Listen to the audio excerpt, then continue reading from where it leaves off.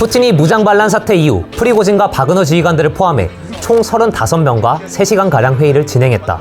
크렘린궁이 푸틴과 프리고진이 만났다고 밝혔습니다. 이 자리에서 푸틴은 바그너 지휘관들에게 추가 고용 옵션을 제안한 것으로 알려졌으며 바그너 지휘관들은 푸틴에게 그들이 국가와 푸틴의 충성스러운 지지자이자 군인임을 확신시켰습니다.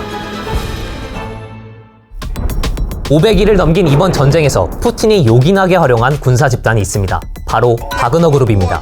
바그너 그룹, 민간 군사회사입니다. 용병이죠. 이들은 정규군과 달리 법과 제도로부터 매우 자유롭습니다. 법과 제도 따윈 신경 쓰지 않는다는 뜻이죠. 전투 효율성이 높을 수 있지만 그만큼 전쟁 범죄 가능성도 크다는 걸 의미합니다. 푸틴은 이들을 활용해 전쟁을 효율적으로 수행하고자 했습니다. 저비용, 고효율, 푸틴은 바그너 그룹을 통해 국민 반발을 불러올 징집 없이도 군사들을 모을 수 있었고 이들은 푸틴의 수족이 됐습니다. 전쟁터에서 저비용 고효율은 무책임을 불렀습니다. 범죄자부터 살인자까지 총 들겠다면 누구든지 가리지 않고 닥치는 대로 끌어모은 바그너 그룹은 잔혹했고 비인간적이었습니다. 이들은 정규군이 꺼리는 일명 지옥 같은 전쟁터에 앞장서 뛰어듭니다. 피를 원하는 용병부터 돈을 원하는 용병까지 각기 다른 목적으로 전쟁터에 자발적으로 참여한 그들은 전투 승리를 위해 수단과 방법을 가리지 않습니다. 이렇게 무자비함으로 무장한 초법적 용병들은 푸틴에게 가뭄의 담비와도 같은 존재였고 믿고 쓸 수 있는 칼이었습니다. 바그너 그룹 덕분에 무리한 징집으로 인한 비판 여론을 신경 쓸 필요도 없었고 무리한 작전 지시에 따른 위험 부담도 적었으니까요. 하지만 믿고 쓰던 칼이 손가락을 베어버렸습니다. 군수 지원 문제로 정규군과 갈등을 빚던 용병들이 반란을 일으킨 겁니다. 바그너 그룹의 수장 프리고진은 정규군이 군수 지원은 고사하고 자신들에게 폭격까지 가했다며 군사를 몰고 푸틴이 있는 모스크바로 진격했습니다.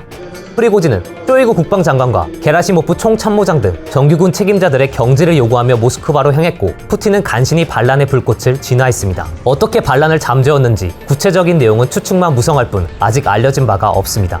분명한 건 푸틴은 절대 용병들을 버릴 수 없다는 겁니다.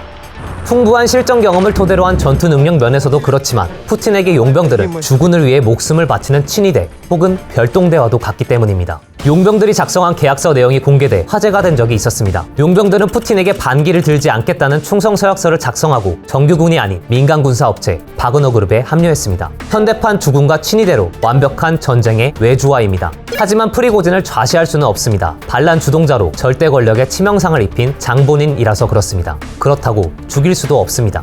프리고진에 대한 용병들의 믿음은 절대적인 상황. 만약 푸틴이 프리고진을 제거한다면 버릴 수 없는 용병들에게 스스로 등을 돌리는 셈입니다. 용병들을 다시 하나로 모을 구심점을 찾기도 결코 쉬운 일이 아닙니다. 게다가 최전방에서 목숨을 걸고 싸웠던 용병들의 수장을 죽인다면 러시아 내 초국수주의자들의 여론이 안 좋아질 것은 불보듯 뻔한 일입니다. 이미 초국수주의자들의 여론은 푸틴에게 그리 호의적이지 않습니다. 포로로 잡힌 우크라이나군 지휘관들이 석방돼 얼마 전 자국으로 귀환한 게 큰 이유입니다. 우크라이나 특수부대인 아조우 연대는 지난해 5월 러시아의 무차별 포격에 맞서다 항복해 포로로 잡혔습니다. 이후 티르키예 중재로 양국 간 포로 교환이 이뤄졌는데 조건은 지휘관들이 종전 때까지 티르키예에 머무는 것이었습니다. 하지만 전쟁 발발 500일째인 지난 8일 해당 지휘관들이 고국으로 귀환했다는 사실이 공식 발표됐습니다. 우크라이나와 티르키예의 정상회담 결과인데 이를 두고 러시아 초국수주의자들은 크렘린궁을 비판하고 있습니다. 왜 제3국으로 보냈냐? 최전방의 사기를 떨어뜨린다. 러시아를 분열에 빠뜨린다며 푸틴을 비난하고 있습니다. 그동안 푸틴은 마리우폴에서 잡은 아조우 연대 지휘관들을 나치라 지칭하며 그들을 전쟁의 명분으로 삼아온 터라 이번 비판이 더 뼈아플 수밖에 없습니다.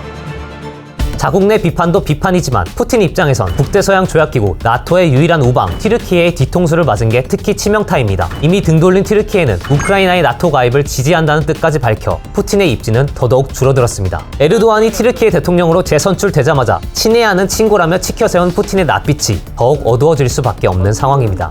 전쟁의 외주화를 통해 자국 민심을 잃지 않고 전쟁을 치르려던 푸틴은 지금 안팎으로 최대 위기를 맞았습니다. 안에선 악화한 민심은 물론 프리고진의 반란으로 용병들의 결속력까지 수습해야 하는 처지가 됐고 밖에선 우방 티르키예의 배신에 맞서야 하는 상황입니다. 특히 바그너 그룹이 사실상 제 역할을 하지 못하는 상황에서 미국이 내년 대선을 앞둔 푸틴을 가만히 둘 리가 없습니다. 이번 집속탄 지원 결정은 대반격을 시작한 우크라이나의 부족한 화력을 충분히 채워줄 쐐기로 작용할 것입니다. We've run out of ammunition. 영원히 든든한 수족일 줄 알았던 바그너 그룹이 이탈한 상황에서 만약 러시아의 인적 물적 자원 부족으로 방어망이 무너지기 시작한다면, 그래서 다시 자국민 징집을 시도해 병력 부족 문제를 해결하려 든다면, 우크라이나 전쟁 초기 키이우를 단기간에 함락하지 못했던 때처럼 여론은 급속도로 악화하기 시작할 것입니다. 이는 푸틴의 통치 기반의 뿌리를 흔들고 가뜩이나 혼란스러운 러시아 군부를 분열시키는 계기가 될 수 있습니다. 200명 남짓한 러시아 내 친우크라 민병대는 푸틴 정권이 내년 말 종말을 맞게 될 것이라고 예고했습니다. 바그너 그룹의 반란에 병력 부족, 인심 악화까지 우크라이나 편인데다 힘없는 소수 민병대의 말이라고 해서 흘려듣기엔 상황이 심상치 않습니다. 사마천이 쓴 역사서 사기에 이런 말이 나옵니다. 외부의 적보다 내부의 적이 더 무섭다. 결국 우크라이나와 미국, 서방이 노리는 건 러시아 내부의 분열입니다. 언제, 어떻게 바뀔지 모르지만 적어도 지금 러시아의 내부 상황은 푸틴의 통제 범위를 점점 벗어나고 있다는 관측이 지배적입니다. YTN 뉴스를 더 많이 보고 싶으시다면 여기 구독 버튼을 눌러주세요. 추천 영상도 누르면 바로 재생됩니다.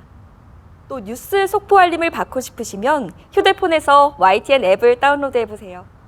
늘 저희 YTN 뉴스를 시청해주셔서 감사합니다.